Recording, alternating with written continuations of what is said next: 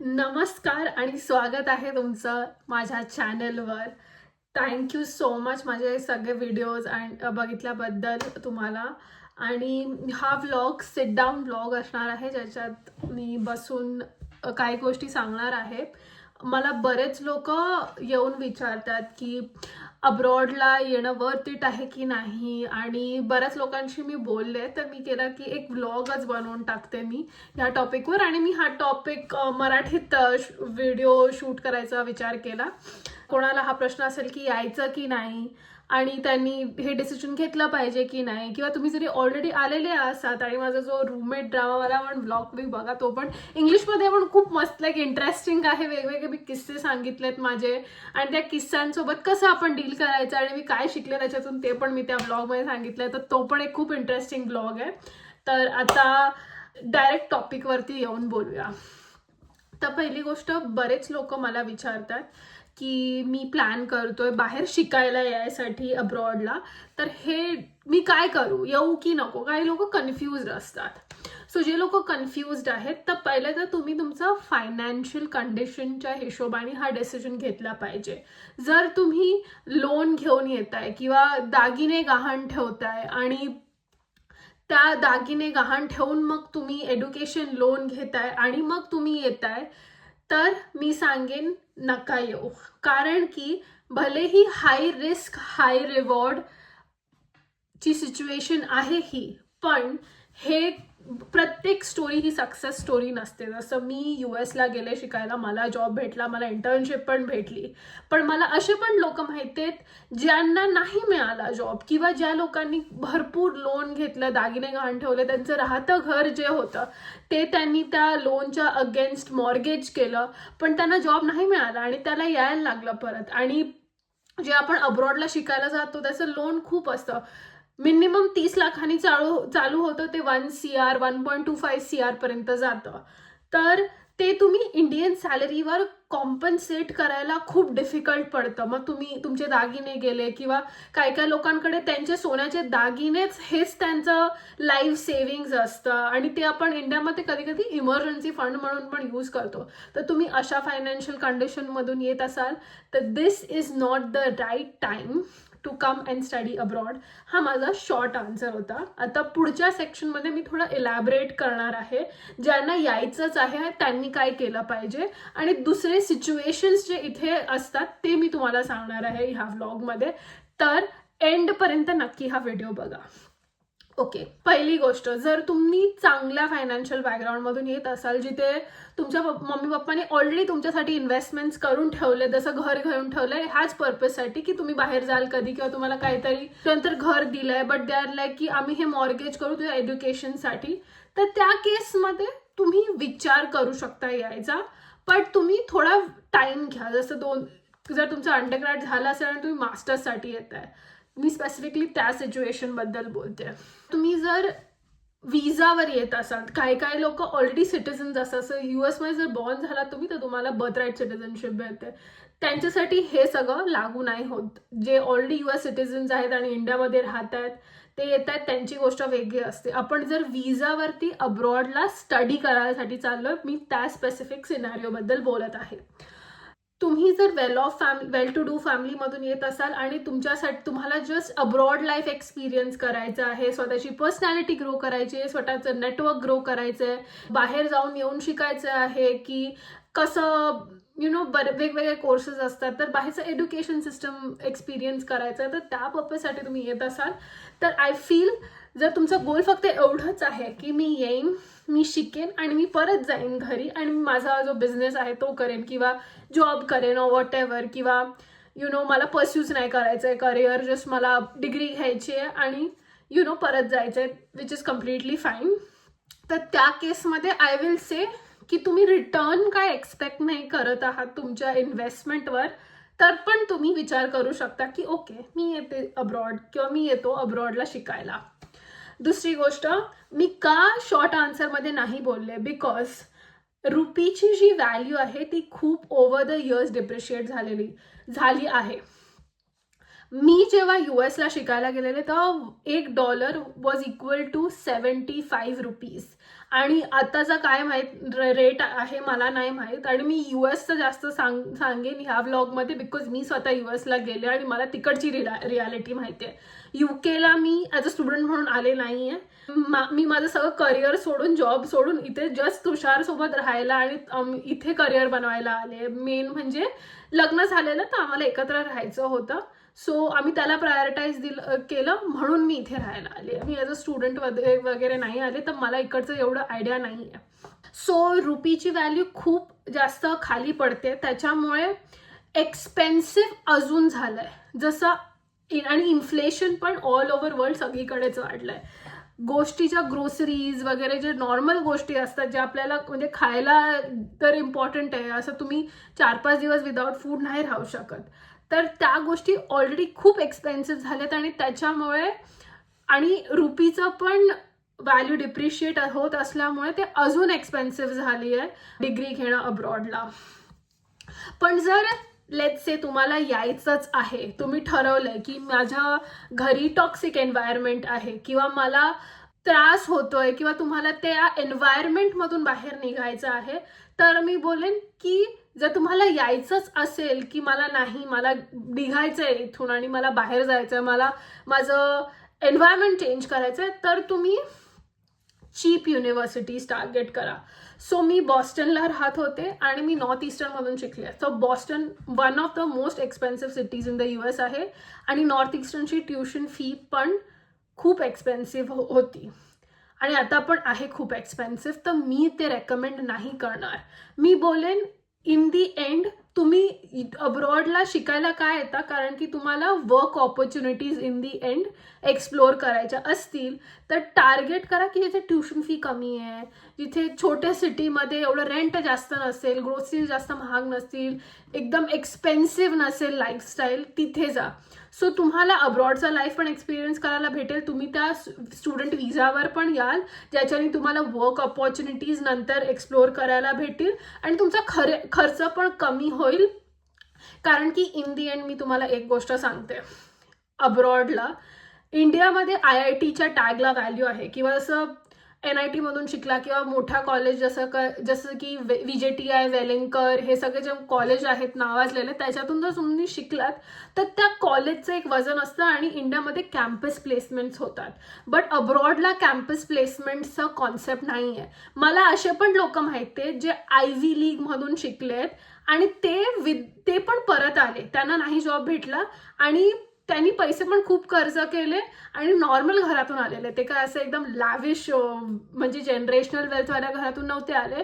ते पण लोन घेऊनच आलेले. IV लीगमध्ये त्यांना ॲडमिशन भेटलं तर ते गेले, बट त्यांना तो तसं आउटकम जसं पाहिजे होतं की मला जॉब भेटला पाहिजे तसा नाही भेटला, तर त्यांना परत घरी जायला लागलं.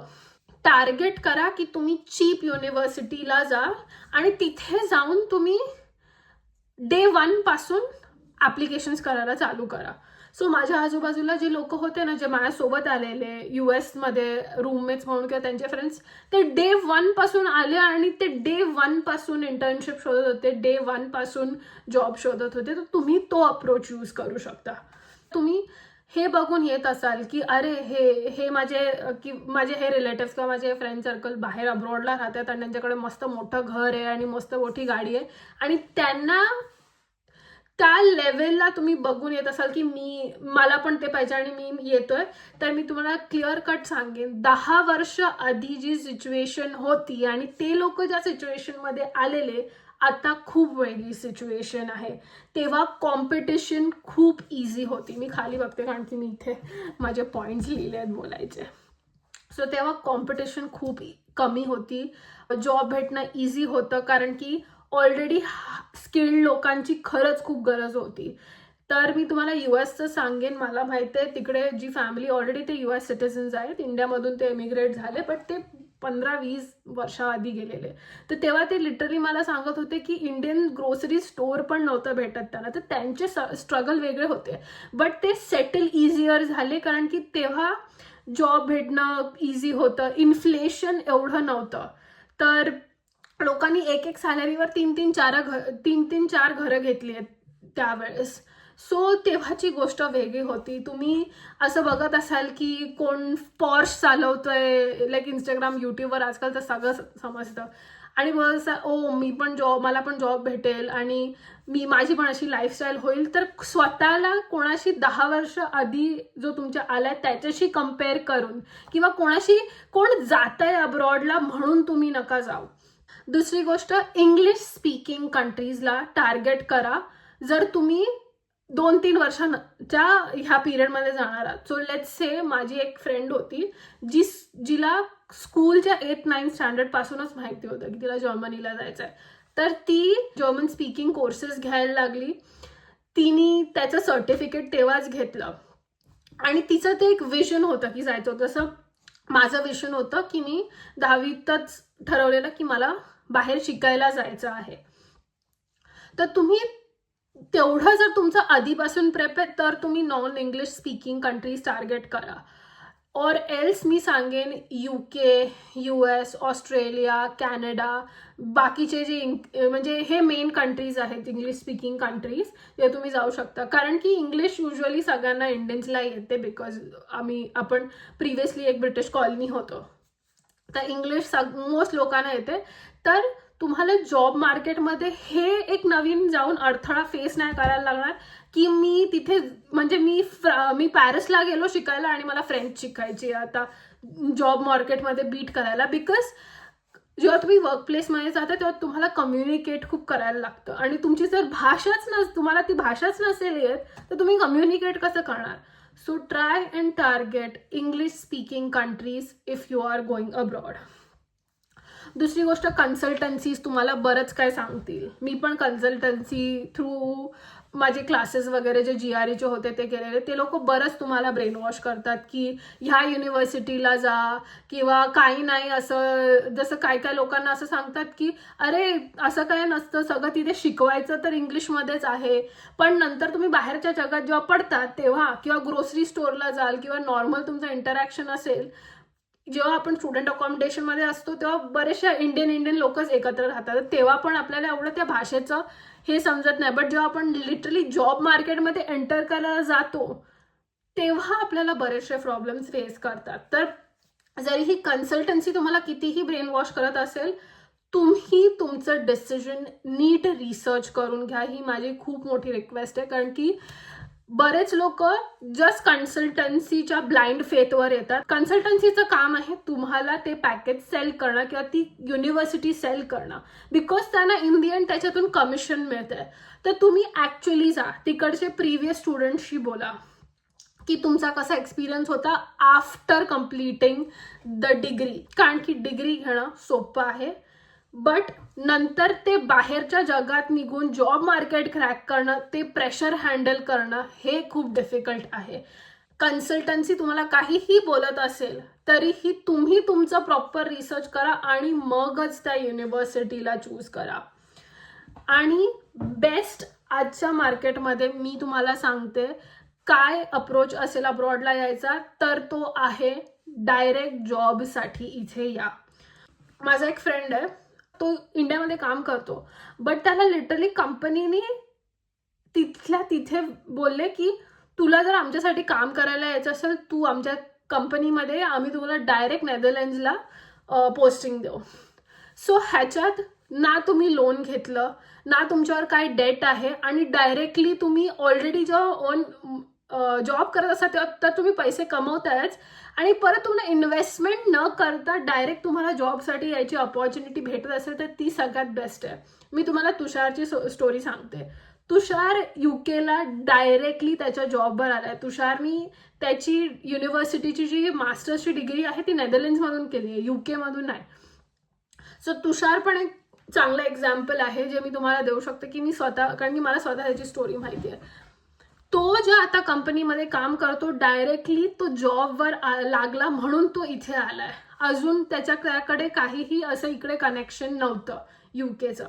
त्यांनी पण पैसे इन्व्हेस्ट केले इकडे यायला आणि त्याच्या पप्पांनी त्याला शिक्षण जे होतं ते दिलं बाहेर जायचं. पण इन दी एंड तो इथे त्याच्या जस्ट सोल टॅलेंटवर आलेला आहे. आणि इथे हायली स्किल्ड वर्कर्सला खूप डिमांड आहे. जसं डॉक्टर झाले, नर्सेस झाले, इंजिनियर्स झाले, सॉफ्टवेअर इंजिनियर्स ज्यांना AI मध्ये स्पेशलायझेशन आहे, किंवा डेटा सायंटिस्ट, किंवा ह्या सगळ्या रोल्समध्ये जर तुम्ही असाल त्यांना इथे खूप डिमांड आहे. Normal accounting, finance, MBA degree इथे थोडं डिफिकल्ट आहे त्या जॉब्सला क्रॅक करणं, कारण की ऑलरेडी जे इकडचे लोक असतात ते HR झालं, MBA फायनान्स, ह्या सगळ्यांच्या डिग्री त्याकडे असतात, तर ते फॉरेन वर्कर्सला ह्या रोल्ससाठी नाही हायर करत जास्त करून. आणि हायर जरी केलं तरी तुम्हाला खूप कॉम्पिटिशन स्ट्रॉंग फेस करायला लागेल. बट जर तुम्ही हायली स्किल्ड असाल, स्टेम डिग्री असेल, जसं सायन्स, टेक्नॉलॉजी, इंजिनिअरिंग, मॅथमॅटिक्सवाली कुठली जर डिग्री असेल, त्यातनं तुम्ही येत असाल, तर तुम्हाला थोडं कॉम्पिटिशन डेफिनेटली असेल, but it becomes better as an opportunity. So बरेच लोक काय येतात अब्रॉडला स्टुडंट विजावर, तर ते येतात बिकॉज त्यांना नंतर वर्क विजाचं एक्सटेन्शन मिळतं. सो मी US सांगते, F1 विजा असतो 5 वर्षाचा. लोक 1 वर्षाची किंवा 1.5 इयरची डिग्री करतात. माझी डिग्री 1.5 इयरची होती. आणि बाकीचे वर्ष त्यांना जे असतात वरचे त्यांच्या विजाचे, ते वर्क ऑथरायझेशन म्हणून ते यूज करतात. आणि सिमिलर आहे US मध्ये आणि UK मध्ये आणि नेदरलँड्समध्ये आणि बाकीच्या कंट्रीजचं मला माहिती नाही, बट जेवढं मला माहिती तेवढं मी सांगते. आणि त्याच्यासाठीच लोक अब्रॉडला येतात स्टडीसाठी, की ते नंतर त्यांचं कन्वर्ट होईल हळूहळू, मग ते PR घेतील किंवा ग्रीन कार्ड घेतील आणि मग ते सिटिझनशिपसाठी अप्लाय करतील. सो बऱ्याच लोकांना माहिती नसतं की स्पॉन्सरशिप काय असते. सो जेव्हा तुम्ही मार्केटमध्ये जाता, जॉब मार्केटमध्ये, एम्प्लॉई हायर करण्यासाठी बरेचसे डॉक्युमेंट्स फाईल करायला लागतात. त्याच्यामागे लॉयरची फीज, बाकी त्यांना डॉक्युमेंटेशनची फीज द्यायला लागते. सो ती फी अपार्ट फ्रॉम एम्प्लॉईला सॅलरी देण्यापासून ती अजून एक ॲडेड इन्कर्ड एक्सपेन्स असतो. तो एक्सपेन्स जो आहे तो कंपनी उचलते. तर जर तुम्ही तिकडचे नॅशनल नसाल, जसं UKचा ब्रिटिश सिटिझन कोण असेल त्याला तो जॉब भेटला, तर त्याला त्या कंपनीला हे सगळे नाही करायला लागत, तर ती कॉस्ट त्यांची कमी होते. आणि जेव्हा नॉन सिटिझन्सला हायर करतात तेव्हा ती त्यांची कॉस्ट एक ॲडेड होऊन जाते. सो त्याला बोलतात स्पॉन्सरशिप, जे कंपनी एक्स्ट्रा पे करते एका एम्प्लॉईला हायर करायला, जे कधी कधी ब्रेकिंग पॉईंट असतं. मे बी तुम्ही जास्त टॅलेंटेड आहात इकडच्या सिटिझनपेक्षा जो तुमच्या कॉम्पिटिशनमध्ये आहे, बट कंपनी कधी कधी ह्या पॉईंटवर येते की मला ह्याला स्पॉन्सरशिप द्यायला लागत असेल आणि मला जर हा नवीन कंट्रीमधून येतं आणि आमची भाषा नाही माहिती, ह्याला आम्ही ह्याच्याशी बोलणार कसं, तर ते नाही हायर करणार तुम्हाला. हे पण एक खूप मोठा अडथळा असतो.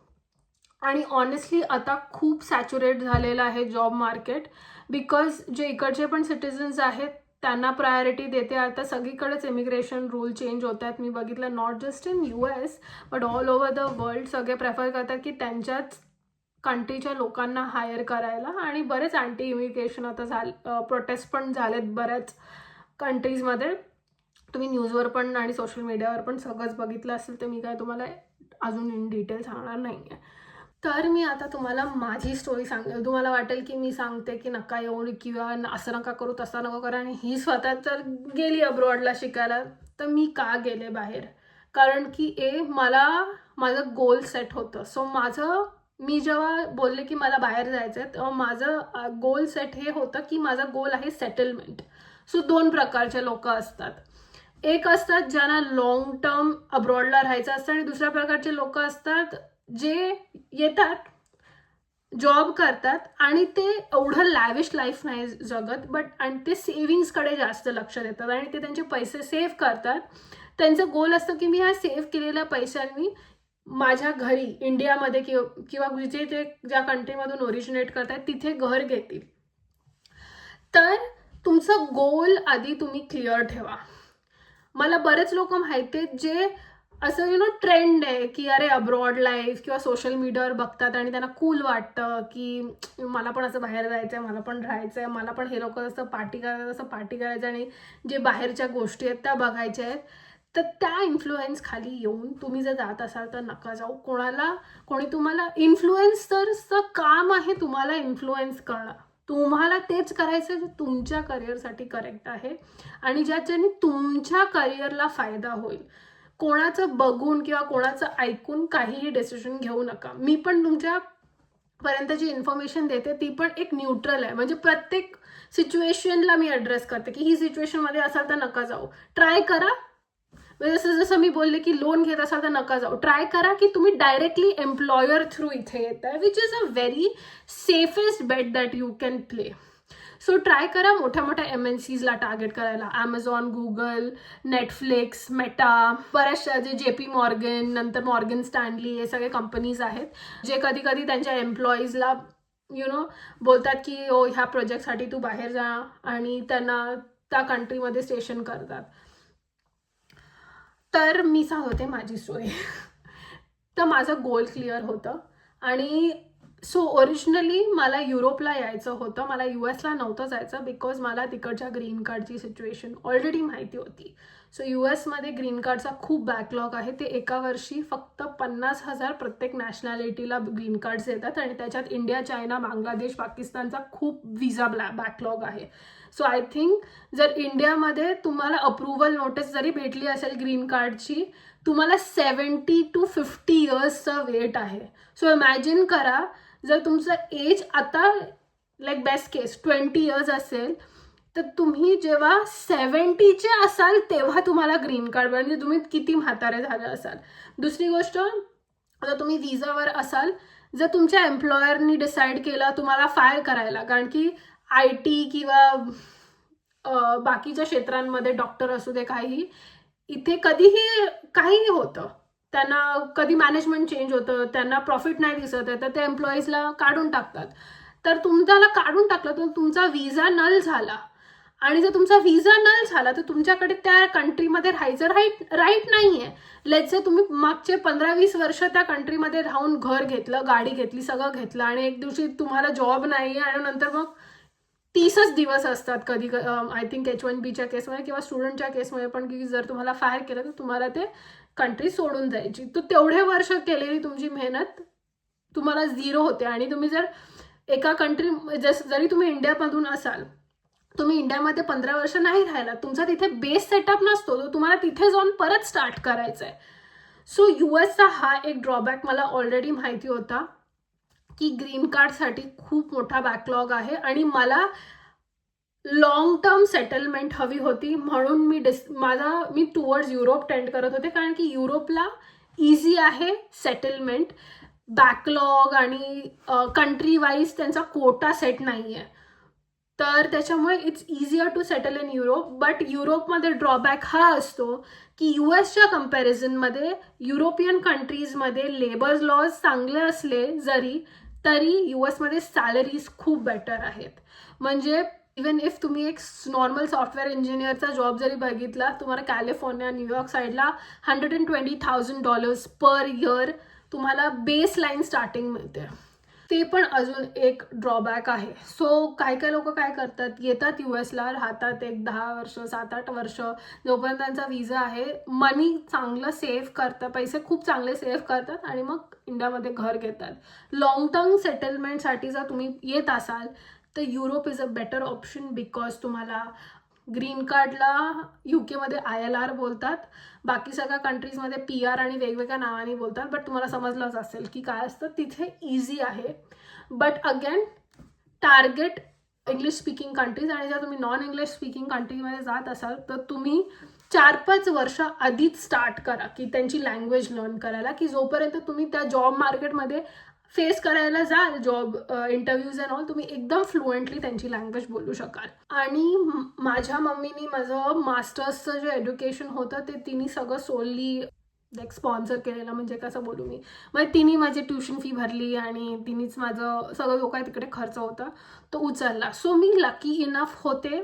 माझ्या मम्मीनी पण लोन घेतलेलं, माझ्या मम्मीनी पण असे तिच्या खिशातनं सेव्हिंगमधनं पैसे काढून मला नाही दिले डायरेक्टली. पण जरी मी लोन घेतलं असेल तरी माझ्या मम्मीकडे इनफ सोर्स ऑफ सेव्हिंग्स होते तिचे स्वतःचे, की ती मला पाठवू शकेल बाहेर.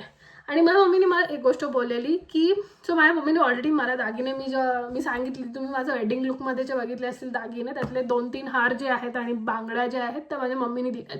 तर माझ्या मम्मीने ऑलरेडी माझ्यासाठी दागिने करून ठेवलेले. बट मम्मी बोलली मला एक गोष्ट की ही जी डिग्री आहे हे तू तुझं दागिना समज. तर माझ्या मम्मीने मला बरेच दागिने भेटले. माझ्या मम्मीने दागिने नाही दिले, बट माझ्या पप्पांनी मला भरपूर दागिने दिलेत आणि माझ्या मम्मीने पण दिलेत दागिने, but not at the time of my wedding. माझी मम्मी बोलली हाच तुझा दागिना आहे. सो तिने जे माझ्या लग्नासाठी सेव्ह केलेलं ते माझी मम्मी बोलली की मी तुझ्या एज्युकेशनवर स्पेंड करेन. आणि माझी मम्मी पण अर्निंग आहे, माझे पप्पा पण अर्निंग आहे. तर त्याच्यामुळे माझी मम्मी माझ्यावरती तिचं एक्स्ट्रा इन्कम स्पेंड करू शकली माझ्या एज्युकेशनवर. तर आमचं असं काय हे डिस्टर्ब, फायनान्शियल प्लॅनिंग डिस्टर्ब नाही झालं. माझ्या मम्मीचं थोडंफार तर होणारच ऑब्व्हियसली, आणि त्यांनी असं काय एक्सपेक्ट पण नाही केलं रिटर्न की तू लोन पे बॅक कर ऑर एनिथिंग. बट ती फक्त एवढंच बोलली की तू डिग्री हे कम्प्लीट कर आणि फक्त एक जॉब घे. आणि मी तर कोऑप पण केला आणि माझा फुल टाइम जॉब पण केला. पण त्यांचं हेच होतं की जॉब भेटायला ट्राय कर, नाही भेटलं तर परत ये. मी त्या लकीली तशा बॅकग्राऊंडमधून येते की मी अशी होते की मला दागिने घाण नाही ठेवायला लागले की बाबा घर गेलं राहतं आणि जॉब नाही भेटला. सो माझी स्टोरी लकी आहे आणि माझं बॅकग्राऊंड पण वेगळं आहे. म्हणून मी तुम्हाला ऑलरेडी सांगितलं, तुम्ही जर बॅकग्राऊंड तुमचं स्ट्रॉंग असेल फायनान्शियल तर तुम्ही या, नाही भेटला जॉब काय फरक पडतोय असं असेल तर तुम्ही येऊ शकता. क्लिअर गोल्स ठेवा तुमचे, तुम्ही काय येताय, जिथे युनिव्हर्सिटीमध्ये जाताय तिथे नीट करिक्युलम बघा, नंतर तिकडचं टायअप बघा कंपनीसोबत. जसं नॉर्थ ईस्टर्नमध्ये कोऑप प्रोग्राम आहे तर ते काइंड ऑफ कॅम्पस सिलेक्शनच आहे, but not exactly campus selection. So try करा की तुम्हाला माहिती आहे काय करायचं आहे. सो मला माहीत होतं की मला कुठली डिग्री करायची आहे आणि कुठल्या युनिव्हर्सिटीमध्ये जायचं आहे आणि का जायचं आहे तिथे, ते पण तुम्हाला माहिती असलं पाहिजे. फक्त विजा ऑफिसरला सांगायसाठी नाही, बट स्वतःसाठी खूप गोल्स क्लिअर असणं खूप इम्पॉर्टंट आहे. दुसरी गोष्ट, सगळेच जे अब्रॉडला जातात सगळेच सक्सेसफुल नसतात.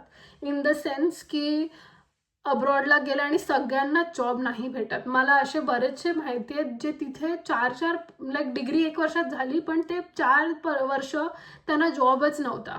किंवा काय लोकांनी गिवअप केलं 2-3 वर्षात की बस झालं, हे मी ॲप्लिकेशनच दिवसभर करते आणि काय भेटतच नाही आहे तर मी इंडियालाच जाते. तर प्रत्येक स्टोरी ही सक्सेस स्टोरी नसते. तर तुम्ही तुमचं बॅकग्राऊंड बघा, तुमचं स्ट्रीम बघा, तुमचं करिअर बघा आणि मगच अब्रॉडला यायचं डिसिजन घ्या. कारण की हे खूप मोठं डिसिजन आहे, एक पिव्हिटल डिसिजन असतं. आणि जर हे तुम्हाला पाहिजे तसं आउटकम नाही दिलं तर तुम्ही डेटमध्ये जाल आणि डेटमध्ये जाणं एवढा मोठा जस्ट एक is a big gamble I feel. So me US का सोडलं. सो माझ्याकडे जॉब होता, तो जॉब पण बाय द वे खूप चांगला होता. मी एका युनिव्हर्सिटीमध्ये काम करत होते आणि ते लोक पण खूप चांगले होते. बट मला माहिती होतं US मध्ये ग्रीन कार्डचा खूप बॅकलॉग आहे आणि जरीही तुमचा एम्प्लॉयर तुम्हाला रेडी असेल स्पॉन्सर करायला, तुम्ही जर इंडियामध्ये बॉर्न असाल तर तुम्ही त्या बॅकलॉगला कधीच आयुष्यात क्लिअर नाही करणार, अनलेस काय प्रेसिडेन्शियल ऑर्डर येते की आता आम्ही कंट्री बेस कोटा हा खारिज करणार आहोत. तर त्याच्यामुळे मी UKला मूव्ह झाले आणि मी आणि तुषार ऑलवेज एका डिस्कशनमध्ये असायचो की तुषार US ला मूव्ह होईल की मी UKला मूव्ह होईल. आणि जेव्हा आम्ही सगळे प्रोज अँड कॉन्स वे केले तेव्हा आम्हाला असं वाटलं की मी UKला येणं बेटर आहे, बिकॉज मी तुषारच्या तुषारचा जो विजा आहे त्याच्यावर मला स्पॉन्सरशिपची गरज नाही आहे. सो मला माझ्या एम्प्लॉयरला बोलायची गरज नाही आहे की तू मला स्पॉन्सर कर किंवा मला जस्ट ऑफर लेटर भेटलं की मी इमिडिएटली स्टार्ट करू शकते without any sponsorship. So European कंट्रीजमध्ये हे मला खूप आवडतं. सो तुषार जरी मूव्ह झाला असता माझ्यासोबत तरी त्याला एक जॉब असा शोधायला लागला असता जो स्पॉन्सरशिपवाला आहे आणि ते खूप डिफिकल्ट असतं डायरेक्ट स्पॉन्सरशिपचा जॉब शोधणं. जसं मी बोलले की तुम्ही एम्प्लॉयर थ्रू डायरेक्टली या, ते खूप डिफिकल्ट असतं. तुम्हाला बोलायला तर सोपं आहे, मला माहिती आहे की एम्प्लॉयर लाईक तिकडनं इंडियामधून कोणतरी एम्प्लॉयर शोधा आणि या, but it is better than having that risk. मला हा युरोपचा एक खूप आवडलं की तुमचं पार्टनर जर तुम्ही मॅरिड असाल तर तुम्ही इथे इझिली वर्क करू शकता. आणि युरोपचे दुसरे पण बरेच फायदे आहेत. हेल्थ केअर एक आहे त्याच्यात. दुसरी गोष्ट आहे स्टेबिलिटी इन लाईफ. जसं तुम्हाला इथे सारखं ती धाकधूक नसते. पहिलंच इथे लेबर लॉ खूप चांगला असल्यामुळे तुम्हाला कंपनी जनरली जर इथली युरोप बेस्ड आहे, जर US बेस्ड कंपनीमध्ये तुम्ही काम करत असाल तर स्टोरी डिफरंट आहे. US based company in Europe same culture असतं की ते फायर करतील कधीही, मग तुमचा विजा गेला मग तुम्ही करणार काय. पण तुम्ही युरोपियन बेस्ड कंट्रीसाठी काम करत असता तर ते असं युजली करतात, but usually most of the केसेसमध्ये ते बोलतात ना गव्हर्नमेंट जॉब सारखं असतं. काम कमी, स्टेबिलिटी जास्त, पण पगार पण कमी असतो. म्हणजे US मध्ये जितका मला पगार होता तेवढा मी इथे ट्राय केला फाइंड करायला तर ते सिनियर लेवल पोझिशन्सला तेवढा पगार देत होते जेवढा मग US ला डेटा इंजिनियर म्हणून मी काम करत होते. तर प्रत्येक कंट्रीजचे प्रोज अँड कॉन्स असतात. आता जसं तुम्ही अब्रॉडला राहायला येता, बऱ्याच लोकांना हे माहिती पण नसतं की इथे कामवाली नसते. लाईक माझी एक रूममेट होती, मी तिला फोनवरती बोलताना ऐकलं की अरे तू किती लकी आहेस, मला तर माहिती पण नव्हतं की इथे कामवाली नाही भेटत, इथे सगळं जेवण स्वतः बनायला लागतं. तर इतके तुम्ही रियालिटीपासून डिसोसिएटेड नका राहू की तुम्हाला काय आहे की तिथे काही माहितीच नाही आहे. सो इंडियामध्ये लेबर चीप आहे, लेबर लॉज एवढे स्ट्रिक्ट नाही आहेत, त्याच्यामुळे आपण कामवाली ठेवू शकतो. एक फुल टाईम कामवाली ठेवली, गाडी धुवायला एक माणूस जेवण बनवायला येतोय, डिलिव्हरी, ते ब्लिंकिट वगैरे जे ॲप्स असतात जे आपल्याला खूप ते बेनिफिशियल असतात, कारण की पटकन तुम्हाला काय पाहिजे लगेच तुम्ही मागवू शकता. तर ते सगळं इथे नाही आहे, ते कम्फर्ट नाही आहे. सो इंडियामध्ये जर तुम्ही मेहनत केली, प्रमोशन घेत राहिला आणि कंपनी स्विच करत राहिला आणि तुम्हाला तुमचा सॅलरी जर चांगला झाला तर तुम्ही कम्फर्टेबल लाईफ जगू शकता. तर ते पण बघा तुम्ही का मूव्ह होताय. सो मला अब्रॉडला मूव्ह व्हायचं होतं because of lifestyle and only lifestyle. So by lifestyle मी सांगते, रस्ते साफ, हवा साफ, कॉन्स्टंट नॉईज पोल्युशन नाही आहे, सॅलरीचे जे आपली जी वेजेस असतात ते खूप चांगले असतात डेव्हलप कंट्रीजमध्ये. सो ऑटोमॅटिकली तुमची लाईफस्टाईल अप होते, कारण की लेट्स से जर तुम्ही जॉब घेतला तर त्याच्यातून थोडासा चंक तुम्हाला सॅलरीमधला रेंटमध्ये द्यायला लागतो, पण तुमच्याकडे पैसे भरपूर उरतात जर तुमचं ब्लू कॉलर जॉब नसेल. ब्लू कॉलर जॉब म्हणजे वेट्रेस किंवा जे असं छोटं मोठं काम करणारे असतात, कॅशियर्स वगैरे, त्यांचे वेजेस थोडे लिव्हिंग वेजेस बोलतात त्यांना.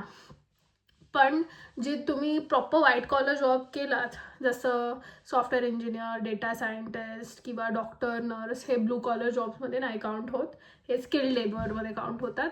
तर त्याच्यात तुम्हाला पैसे उरतात, तर त्याच्यात तुम्ही रेंट जास्त भरू शकता. तू रेंट जास्त भरलं तर तुमचं घर चांगलं, कपडे चांगले घेऊ शकतात.